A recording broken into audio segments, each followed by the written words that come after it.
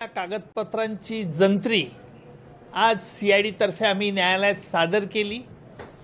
काही दस्तऐवज हे सीलबंद असल्यामुळे न्यायालयाला विनंती केली की त्याच्या प्रती सील उघडल्यानंतर या आरोपींना देण्यात याव्या। दुसरा महत्त्वाचा मुद्दा म्हणजे आरोपी वाल्मिक याने या खटल्यातून मला निर्दोष मुक्त करावे, कारण माझ्या विरुद्ध कोणताही प्राथमिक पुरावा नाही अशा तऱ्हेचा न्यायालयात अर्ज केलेला आहे।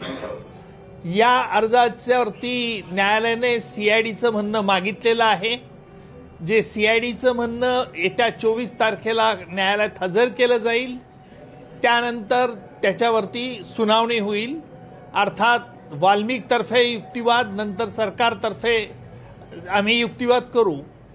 तिसरी महत्त्वाची बाब म्हणजे आज न्यायालयामध्ये जे कागदपत्र आम्ही हजर केले त्यातला प्रत्यक्ष संतोष देशमुख यांना मारहाणीचा व्हिडिओ, जो सीआयडीच्या मते तपासाअंती असं दिसून आलं होतं की हा व्हिडिओ आरोपींनीच काढलेला होता आणि तो सीलबंद परिस्थितीत फोरेन्सिक लॅबोरेटरीकडे पाठवण्यात आला होता।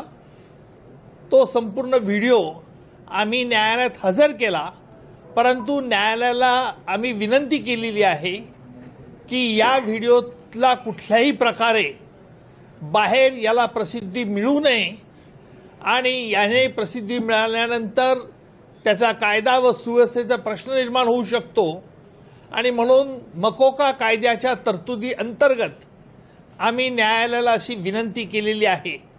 यावरती न्यायालयाने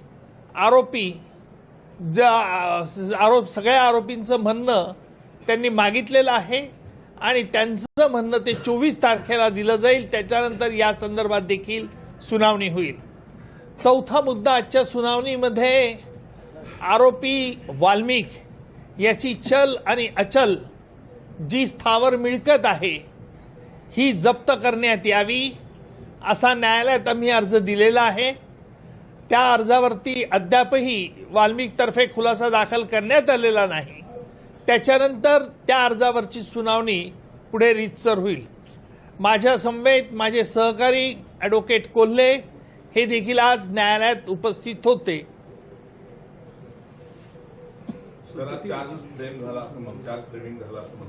नाही, अजून कोर्टावरती आता हे आरोपीने मध्ये अर्ज केल्यामुळे त्या अर्जाची सुनावणी होईल। नंतर सरकारतर्फे आम्ही कोर्टात न्यायालयात एक ड्राफ्ट चार्ज देऊ आणि त्याच्यानंतर चार्ज कोर्ट तो फ्रेम करावी की नाही याच्यावरती युक्तिवाद ऐकल्यानंतर न्यायालय त्याच्यावरती निर्णय घेईल। वाल्मिकने काय नेमका अर्ज केलेला आहे या केसमधून मुक्त करण्यासाठी? वाल्मिकने त्याच्या अर्जामध्ये अनेक मुद्दे उपस्थित केलेले आहेत। पहिला मुद्दा म्हणजे त्याचा या प्रकरणात कुठे काही संबंध नाही, तो खुनामध्ये नाही, खंडणी त्याने मागितलेली नाही आणि तो कसा निर्दोष आहे हे दाखवण्याचा केविलवाणी प्रयत्न त्याच्या अर्जामध्ये आहे असं सकृत दर्शनी दिसतं। तुम्ही जी त्याची संपत्ती जमा करण्याची मागणी केलेली आहे, कशा कशाच्या आधारावर ही जमा करण्याच्या पण विनंती? त्याच्यात सीआयडीने काही महत्त्वाचे कागदपत्र गोळा केलेले आहेत। ती कागदपत्र फार मोठ्या प्रमाणात, परंतु इतर आरोपींची देखील काय प्रॉपर्टी आहे, चल आणि अचल या संदर्भात सीआयडी अद्यापही तपास करते आहे। कायद्याअंतर्गत पुढील तपास अद्यापही चालू आहे। त्यामुळे सीआयडीचा पूर्ण तपास झाल्यानंतर याच्यावरती निर्णय घेण्यात येईल। त्यांचं ऑलरेडी एक त्यांनी ऍप्लिकेशन दिलं होतं की त्यांची प्रॉपर्टी जी सील केलेली आहे त्याचे काही डॉक्युमेंट्स त्यांना मिळावे, या संदर्भात युक्तिवाद झाला। काय युक्तिवाद झाला आणि कोर्टाने काय ऑर्डर केली? नाही, त्यांचा अर्ज असा कोणताही नाही की सील केलेली प्रॉपर्टी आहे। जी आम्ही मकोका कायद्याखाली त्याची प्रॉपर्टी जप्त करण्याचा अर्ज दिला असल्याने यापूर्वी जो सीआयडीने अर्ज दिलेला होता की ते फरार आहे, वाल्मिक फरार आहे होता आणि म्हणून त्याचा प्रॉपर्टी जप्त करण्या असा जो अर्ज होता त्या अर्जावरची सुनावणी, कारण वाल्मिकला नंतर अटक करण्यात आल्यानंतर ती सुनावणी फ्रुटलेस होते आणि म्हणून नवीन सीआयडी तर्फे अर्ज देण्यात आला की मकोका खाली याची प्रॉपर्टी जप्त करण्यात यावी। धन्यवाद. तर 26/11 आरोपी चला. राहुल धन्यवाद. दिल्ली पोलिसांनी धन्यवाद. आज चला. संतोष देशमुखचा जो आपण व्हिडिओ दिलाय आरोपींना तिकडे, तर तो जो मेन पुरावा आहे तो पुरावा कशा पद्धतीने कोर्टासमोर आल्यानंतर काय होऊ शकतो? नाही, असं आहे की यापुढे या संदर्भात मला भाकीत आज करता येणार नाही. याच्या संदर्भात पुरावे नोंदवले जातील आणि मगच त्या संदर्भातली चौकशी होईल. व्हिडिओ किती परिणामकारक ठरू शकतो ह्या केसमध्ये? पुरावा म्हणून तो व्हिडिओ किती परिणामकारक ठरू शकतो? No comments. चला, कुठलेही प्रश्न इतर या केस व्यतिरिक्त मला विचारायचे नाही. ओके. एवढा छोटासा प्रश्न आहे सर. आरोपींना व्हीआयपी ट्रीटमेंट दिली जाते आपण- असा जेलमध्ये आरोप केला जातो की आरोपींना जेलमध्ये व्हीआयपी ट्रीटमेंट दिली जाते, अशा पद्धतीने देखील आरोप प्रत्यारोप केले जातात. सीआयडी बघेल. सीआयडीकडे चौकशीचा भाग आहे. सीआयडी तपास करेल. सरकारचं लक्ष आहे. एक आरोपी लातूरला ठेवण्यात आलेला आहे, त्या संदर्भात पण तिथे चर्चा झाली. एक आरोपी लातूरच्या जेलमध्ये ठेवण्यात आलेला आहे, तो सुद्धा विषय. यातला एक आरोपी लातूरच्या तुरुंगात आहे.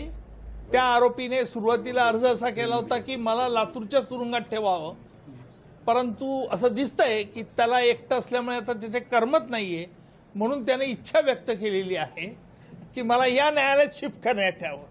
त्याला कोल्हे साहेब त्याच्यावरती खुलासा 24 तारखेला देतील. तर देशमुख कुटुंबियांनी आज आपली भेट घेतली, काय चर्चा झाली? मागच्या वेळेस पण भेट झाली. अशा भेटीमधल्या गोष्टी बाहेर सांगता येत नाही, हे आपल्याला कल्पना आहे. सर, हा प्रश्न यासाठी आम्ही वारंवार आपल्याला विचारतो आहोत की आपण हा मुंबईचा खटला या ठिकाणी लढलेला आहे. आपण पण राणाचा अनेक वेळा या सगळ्या प्रकरणामध्ये उल्लेख केलेला आहे आणि त्याला भारतात आणलं जात आहे. त्यामुळे आम्ही आपल्याला हे विचारतोय. चांगली गोष्ट आहे. भारताचं मोठं यश आहे. धन्यवाद. न्यायालयीन लढाई कशी असणार आहे, सर? त्या हे प्रकरणामध्ये प्रकरण खूपच न्यायालयीन मोठं लढाई होतं, कशी ज्यात असणार आहे? तुमचा न्यायासाठीचा तुमचा मोठा वाटा होता. त्यामुळे सगळ्यांना तुमच्याकडून अपेक्षा आहे की तुम्ही या प्रकरणात काहीतरी बोलावं. बरोबर आहे. 26/11 असं आहे की आपल्याला कल्पना आहे त्याच्याबद्दल सर्व काय चाललंय त्याचं. बघू. पुढची न्यायालयीन प्रक्रिया काय असणार आहे, सर? म्हणजे त्या राणा संदर्भात कायद्याचं काय? पुस्तक उघडा आणि अभ्यास करा. चला. अरे मला निघायचं. हे बघा, लक्षात घ्या, तुम्ही प्रसार माध्यमांच्याशी मी आज डील करत नाहीये. प्रसार माध्यमांची कित्येक वर्षांपासून तुम्ही माझ्यात आणि राजकीय नेत्यामधला फरक ओळखा. राजकीय नेते तुम्हाला नाखुश करणार नाहीत, सडेतोड उत्तर देणार नाहीत. मी सडेतोड उत्तर तुम्हाला देऊ शकतो.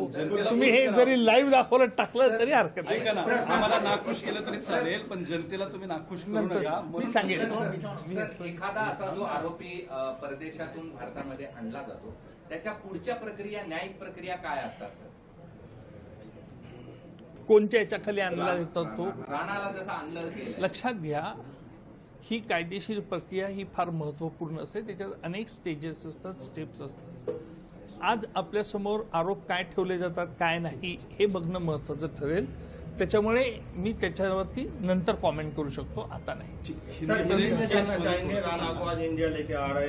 भैया मैंने बोला मराठी में बोला, वही हिंदी में बात कर रहे हो, आप समझ लो. देखिए आप, मुझे पता है कई बार ऐसा होता है, कई लोगों को कैमरा चलता है तो उनको दिक्कत आती है. मैं तो आउटस्पोकन हूँ भाई. सर क्या बोलना है आपको? नहीं, कोई बोल रहा हूँ ना, यही आपको क्या बोलना है. बरं, संतोष चलो. देशमुख हत्या प्रकरण जो हुआ था उसकी दूसरी सुनवाई आज आपकी प्रेजेंटे में हुई, क्या हुआ हिंदी में बताइए. बीड़ के मच्छाजोग के सरपंच संतोष देशमुख, इनकी सुनावनी आज यहाँ बीड़ के न्यायालय में हुई. उसमें 2 बड़े इंपॉर्टेंट इशू आज हुए. जो इस केस में जो आरोपी नंबर 1 है, जो